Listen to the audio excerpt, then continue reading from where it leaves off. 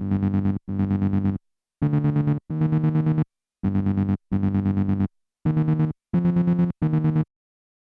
guys, this is KOKOH, founder of the SOHO Sessions. Welcome to KINETIC Connections. I'm here with Tim Hunter, is Hello. my co-host. We're gonna be working on the podcast. So this is our first New venture. new venture. And we are starting a new everything because we have a new location and we have now doing the podcast at this studio. Yeah. So this is KINETIC Connections, which is a podcast for everyone who loves electronic music culture and wants to not just help to keep it alive, but help it to thrive. I've got some facts. Shall I hit you with the facts first of all? Yeah. Okay, so the background here is that about 35% of grassroots venues have closed over the past decade in the UK. And since 2023, so following the pandemic, the UK has lost over 150 grassroots venues. And the reports show that more than half of them are failing to make a profit. So it's a pretty difficult time for small clubs and small venues. But just to give you a sort of illustration of kind of the importance of them, there was some research that showed that 92% of the artists that played in the 2024 Glastonbury lineup actually started their careers in grassroots venues. So that just illustrates the importance, and I think that's really what we're sort of here to discuss. What's the sort of motivation behind this podcast? So I start seeing a trend on the WhatsApp chats and in social media in general. And one of the things that came back over and over was the struggle for small clubs and, well, not only small clubs, but mid-sized venues as well. And I could see the decline of the attendance to these events. And you see super clubs coming into place more often. And I go worry because I'm all my career has been done with the small clubs. And since I was back home in Venezuela and then in the United States and in the UK, I always seen that you meet culture, you meet the society where you're in at the small venues because you are forced to connect. You're forced to have that person next to you while you're dancing. And if you like them, then you start a conversation with them and then you start knowing more about who they are. And that becomes a part of a community if you frequent the club in weekly basis. Mm-hmm. I don't see that happening in big clubs. It's a little bit more pretentious in a way because it's more the VIP feeling, which might not be true for every single club, but it have some of it. And the other thing is that it's a lot more about the entertainment on a big scale rather than the connection that the DJ have with the public. Mm-hmm. I don't want to sound like an old man because I know that people go back to when the DJ you couldn't see them. I don't agree with that either. You have to be like a balance, a mid ground to it. And I believe that when you know that the DJ you like was there for you to discover music, not to play you things you knew, not to play you stuff that is on trend or in fashion, but things that were going to be fashion. So it's that starting point for every connection in fashion, in society, in culture, in music. Everything starts as small scale. And the SOHO sessions started like that too. So I'm very careful to not to go above the line and stay in the threshold so I don't lose that connection. Okay. Well, we're going to get a bit deeper into that, but I wanted to start off. I wanted you to just. So you've been doing this for about 25 years. Yeah. You've been around a long time. You must have seen a lot of changes in those times. But just from a sort of personal level, just give us a brief sort of overview of how you started, how your career developed, and where you are now. Well, I started when I was 16, I think. I was very young. I I was starting at my parents' house. I discovered a way of making money. And And this is in Venezuela. yeah. So one time my mom, she used to travel for business internationally. And I was left at home. Uh-oh. Yeah. And the funny thing is, she gave us a set amount of money, and that was not enough for me. So I discovered that if you do parties, you can actually bring people and charge them. And funnily, I didn't know that you actually needed to have some kind of entertainment. And I discovered DJing. And because I couldn't afford to pay anybody else, then I will DJ because I was the only one that could do it. And then I will put my brothers and sisters to do the operational work, like be at the door or sell at the Very bar. entrepreneurial. So it was like a family venture, I could say. And after that, I have a strong connections with Amsterdam and Curaçao. So because I travel a lot, well, for my mom's business, I started discovering more music and then getting really involved in the electronic music scene. Now, I know nowadays everything is electronic music, but at the time, electronic music was very, very underground. And especially in South America or the Caribbean, you didn't have that festivals happening. You only have big rave at very random places, and that was exciting. So I wanted to be part of that. So you mentioned SOHO sessions. So let's talk about how that evolved. How did that start, and how did it grow? Well, I was dealing with some kind of illness at the time, and so the lockdown hit, and I think that I always been a little bit illegal. So I found that you can only have 6 people. So I started with 6 people, inviting them randomly. And I will DJ and I will pay for the drinks. And it was a free party. But then that the by word of mouth, it started like spreading out across central London. So at the end was 40 people in my flat, which quite a lot of people. Um, the police came and raided my flat, basically. And they were waiting for me. The neighbor called the police. Uh, and it was 8 policemen outside the building waiting for me to come out. So everybody left. And I remember that my best friend at the time, she said to the police, "We were just watching movies." So that was a great time. But I knew at that point that the SOHO sessions could be a thing. I And mean, it's that's when I very, decided, very irresponsible, obviously. But but I mean, it does sort of illustrate, I think, that kind of, they serve a purpose. Partying does serve a purpose. It's something that people really wanted to do. well, So it's not only party; it was more socializing. yeah, I think that, and that going social back to the connection. connection, I don't remember anybody dancing the laugh out with in my flat or in the clubs that I play. But I like to see people just moving the feet, and having some kind of rhythm happening there. Kinetic connection. Yeah. But Yeah. not necessarily you don't have to be jumping. Oh my God, this is the best. No, but that feeling on you dance alone or you dance talking to someone and you're in your space. So it started as a house party, SOHO Yeah. sessions. And then you've moved out into more of a public venue and kind of, so what's that journey been like? That was a struggle. I think I tried to replicate that what I did twice in my life. Because it was not only the SOHO sessions, but Fitzrovia sessions before, and we did something called static. So I done it 3 times already, and I thought that was going to be the same success that I have in previous events.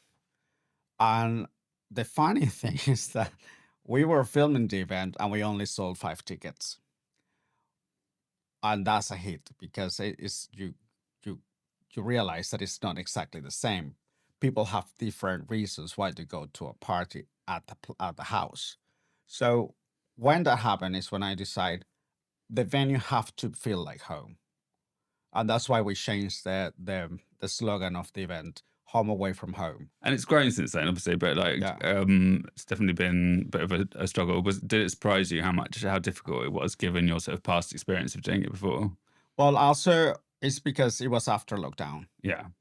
and The I environment's realized definitely that people. changed. But the thing is this: everybody's talking about safe environments and all this. But one thing I realized is safe environment is actually feeling free. And when we go to a club, especially in London, that try to make so safe, and there is bouncers everywhere. So you feel you are in the Germany from from the communist.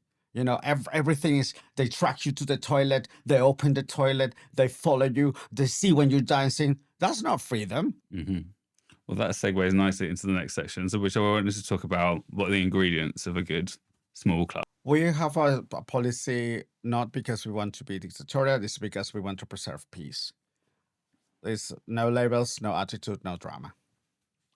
And for the music, we try to maintain the harmony between the DJs, so people can connect and they can dance as well. If they want to drink, they drink. If they want to talk, they talk. But we want to give them that side of a connection. So it's 120 to 100. No, there is no a minimum BPM, but the max that you can play for us is 130.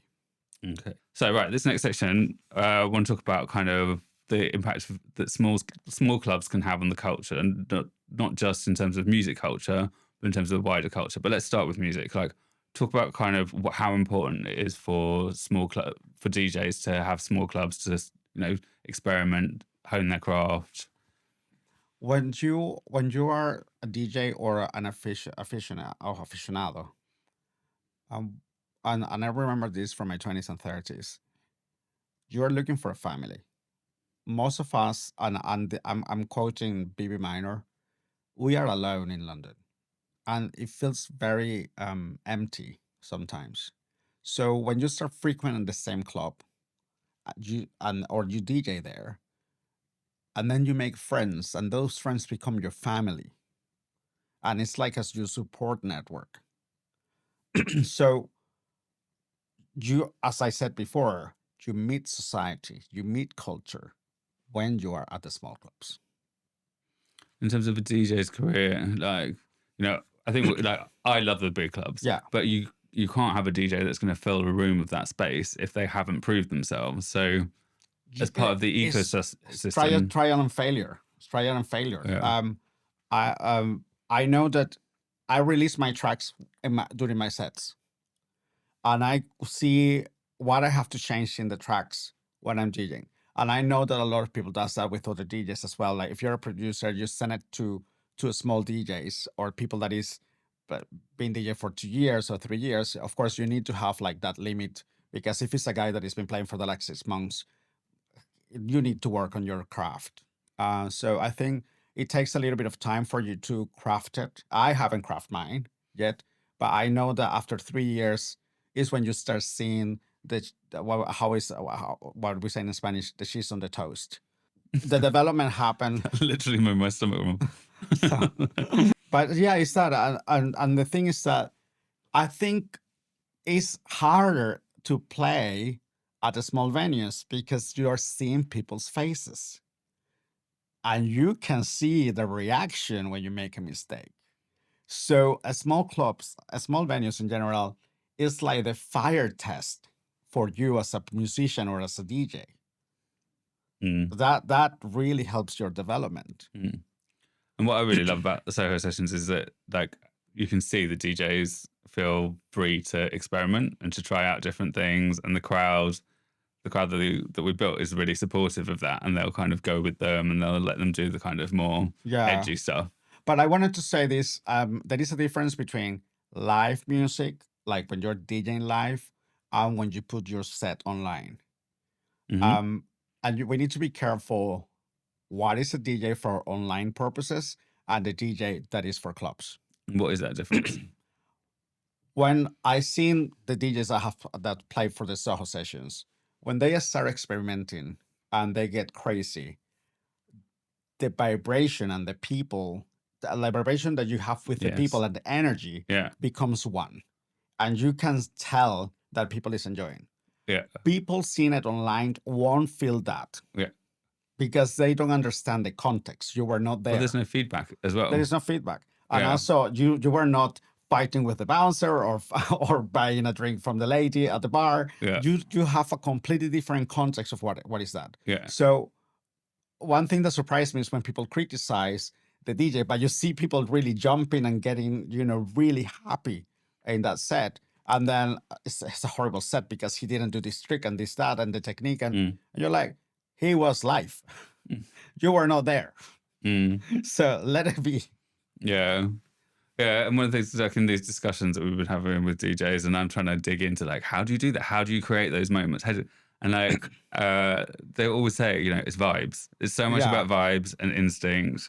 And like the feedback from the crowd. But it's true. I get it. It's like, the vibe. Yeah. And it's like you need to have that. You need to build that connection with the audience and learn those skills to build those intuitions. Yeah. So it's very important to have spaces where you can develop DJs, not just for in and of themselves and the value of small clubs themselves, but it's just for the wider ecosystem. You're not going to have the big clubs if you don't have a feeder.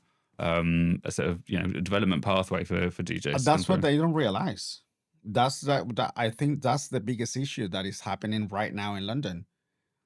I don't know how it's in the rest of the world, but I can tell you about what's happening right now here. And they made it so difficult to have a location here, to rent it, to have a night. I don't want to own a club, because I know there is no profit in there. The amount of taxes, that the lack of support the government have for the small venues is palpable. And yes, you're gonna tell me that it's initiative and there is things that maybe you don't know because you didn't research. But why I have to research for that? The help should be there, because the night is what support the day.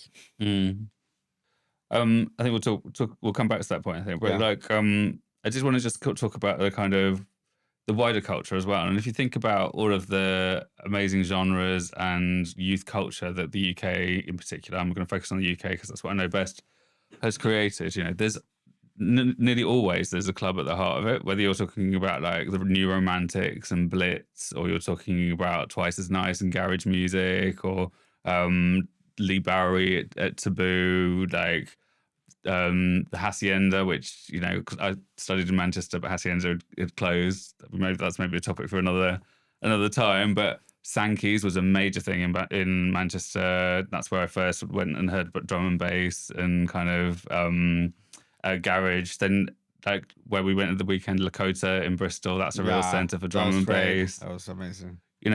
There's just so many, and like it's a very rich kind of music and kind of wider culture that the UK has generated, and there's always these kind of clubs at the heart of it.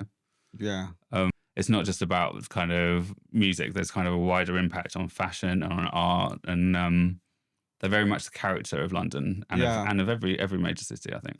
I don't know why I feel that even London is one of the strongest places in the world for electronic music, especially techno and Do you house think it music. still is? I struggle to believe that it is now. I think we're living by past glories, especially when you have places like Central London, that is the mecca of many things. And then you cannot find a single place to go because everything is so, I hate this word, if we're going to say, because I hate this word, but gentrify. It's so gentrified. And even the clubs or the bars are just so not real. You go there and you don't feel it. You have to deal with the bouncer, and then you have to be treated like rubbish from a guy at the bar that doesn't even know you. And then you have to go all this, and the people is from all over the world, but none of them are there because the music. Yeah, and I felt that in Bristol. Like it felt like just a much more supportive kind of environment. Yes, Manchester as well. I Like, was surprised. Like the techno parties in Manchester are amazing. yeah.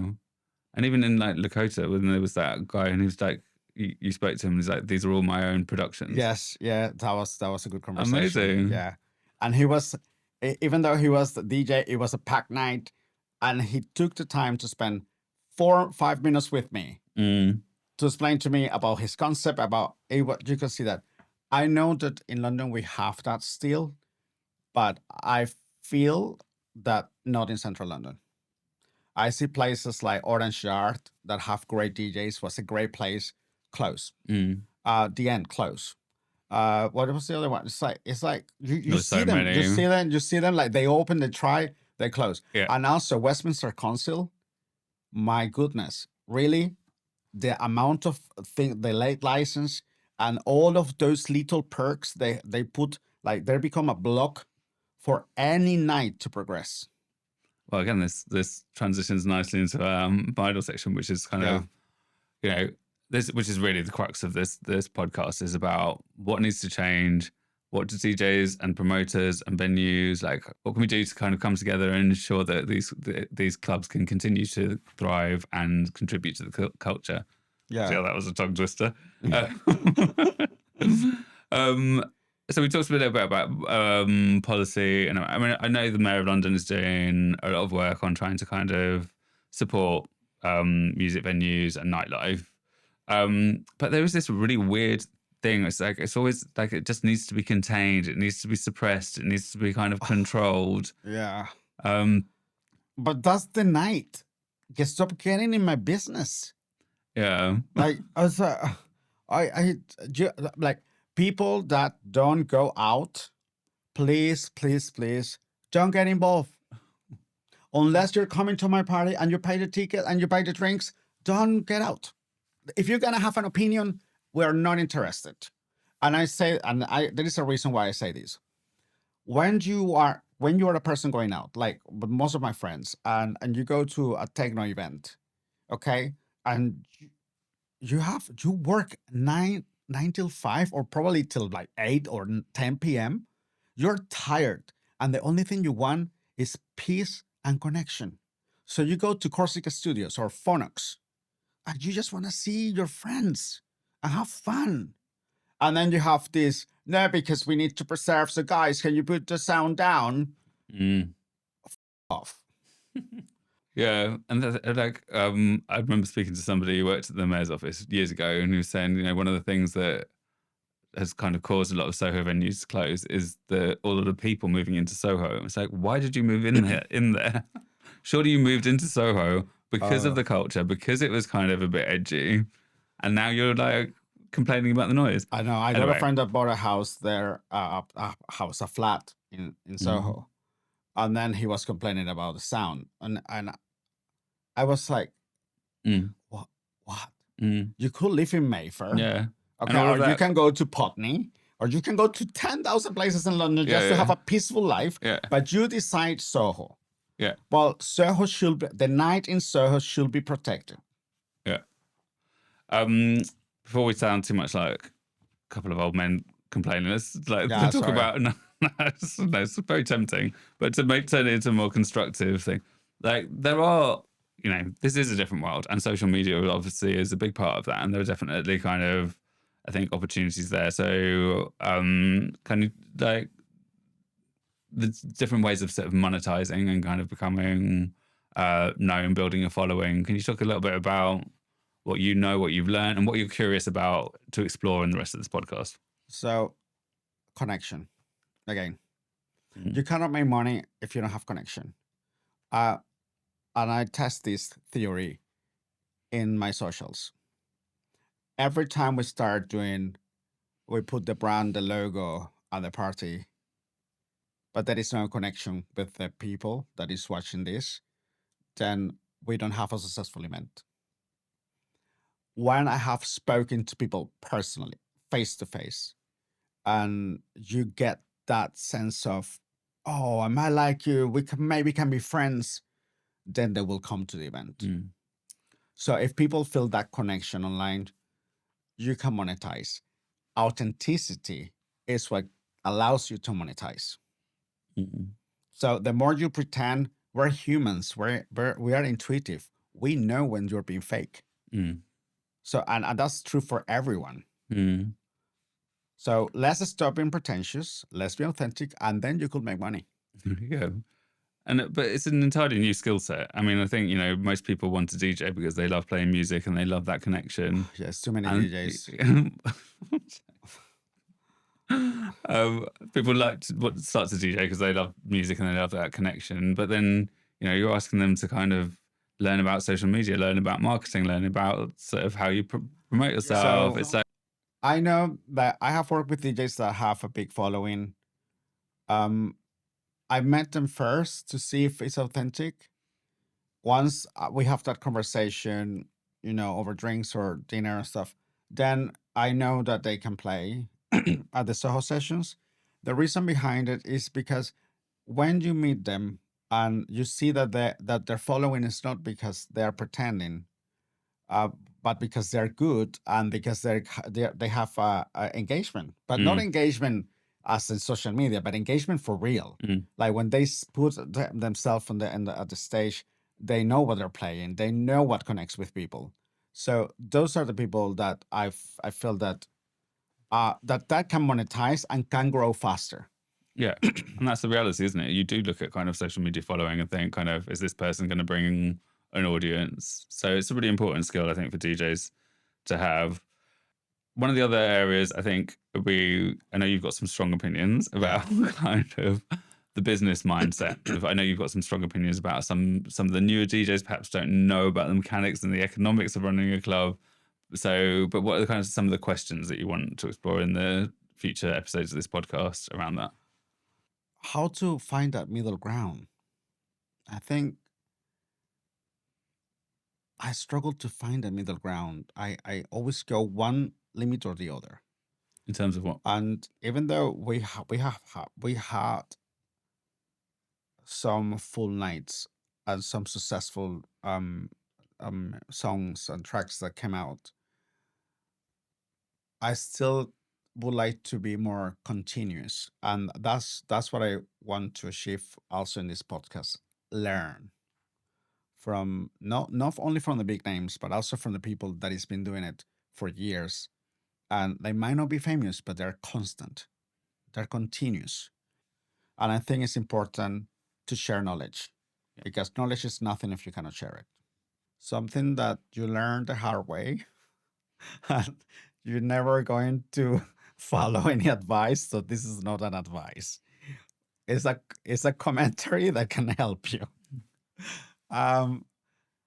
First, yes, be an artist, but understand your business.